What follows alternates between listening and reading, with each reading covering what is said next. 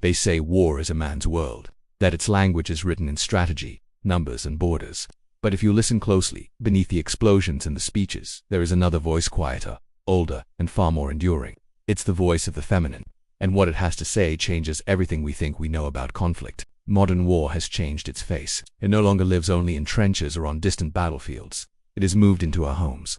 It lives in kitchens without running water, in basement shelters that have become makeshift schools, and in the heavy silence of those left to hold a family together while the world outside disintegrates. Recently, I came across a systematic review of gender-sensitive studies on modern conflict, and it confirmed what has always been known but rarely said aloud.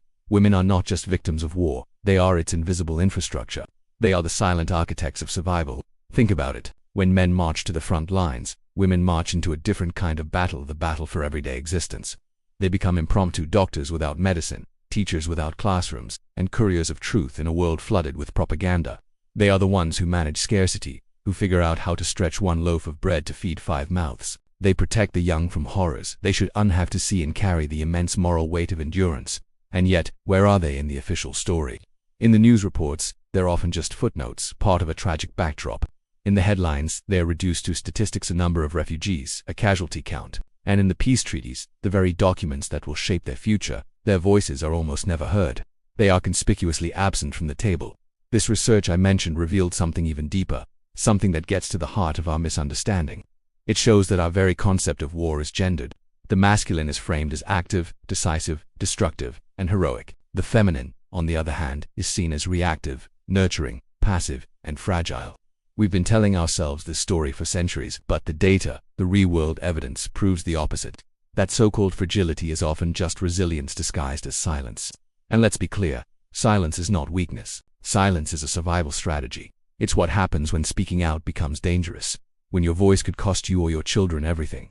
That quiet strength, that refusal to break under unimaginable pressure, that is a form of power we consistently fail to recognize. In every modern conflict, from Syria to Ukraine, from Sudan to Myanmar, the feminine is both the caretaker and the casualty. The threats they face are unique and devastating. Displacement hits women and children the hardest. Gender-based violence is used systematically as a weapon of war, and the psychological trauma of holding everything together while surrounded by chaos leaves scars that may never fully heal. The world often dismisses these as secondary effects of conflict. But I have to ask, is there anything secondary about a generation of children growing up without a sense of safety? Is there anything secondary about the complete erosion of a community's social fabric? No, these aren't side effects. They are the central, devastating realities of modern warfare. This is why this research is so critical. It reminds us that gender is not just a social label or a box to tick on a form. It's a lens. It's a fundamental way of seeing the world. And when we ignore that lens, when we refuse to look through it, we are choosing to see only half the truth. We are telling an incomplete, and therefore false, story of war. We often measure war in terms of victory or defeat, in territory gained or lost. But women measure it differently. They measure it in meals stretched for one more day.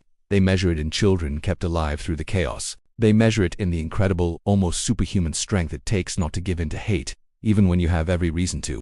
They are the first to begin the painstaking process of rebuilding, and almost always, the last to be remembered for it. The study I read doesn't end with a plea for pity. It ends with a powerful call to action, a call for recognition. It calls for gender-sensitive policies and humanitarian aid, for trauma-informed care that understands the specific burdens women carry, and most importantly, for the non-negotiable inclusion of women's voices in all peace-building processes. Because the logic is simple and undeniable. If wars are designed and fought without considering them, then any peace that follows will inevitably fail them too.